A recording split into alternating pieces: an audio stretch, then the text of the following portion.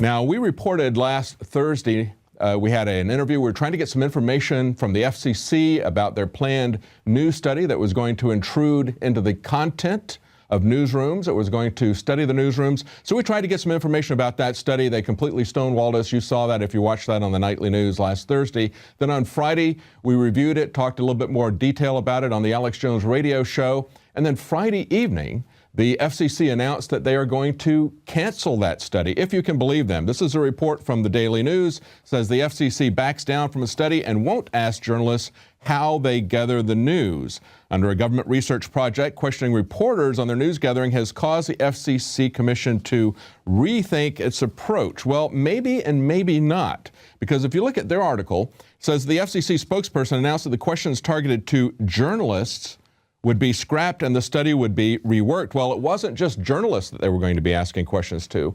They were also going to be asking questions to editors, to managers, to many people there, even to newspapers. The FCC has no jurisdiction over newspapers. The FCC was created simply to allocate in an orderly manner the frequencies that were available that belong to the public.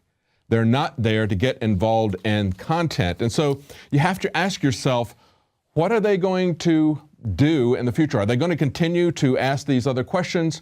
Are they going to try to involve themselves in the content that people are putting out? You know, when this was reported, the Washington Post, as Paul Joseph Watson pointed out, had the headline, "Proposed FCC Study of News Organizations Sparks Conservative Outcry." And they quickly changed that and removed the word conservative because the liberal papers weren't really concerned about that.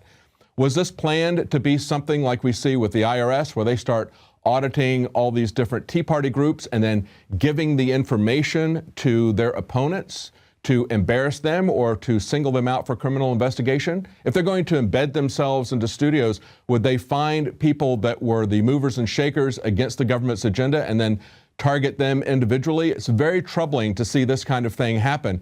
And it now brings up the point as to what is the FCC going to do about the Comcast merger?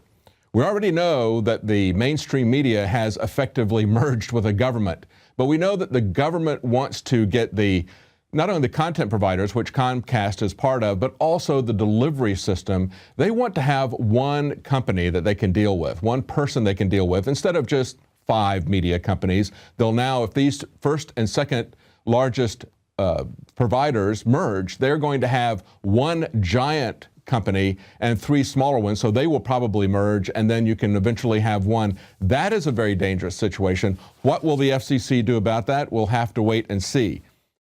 Now you can watch The Alex Jones Show live as it happens at Infowars.com/show. You'll find links to all of our content there and a free 15-day trial for Prison Planet TV. More than 60 movies and documentaries all in one place at Infowars.com/show.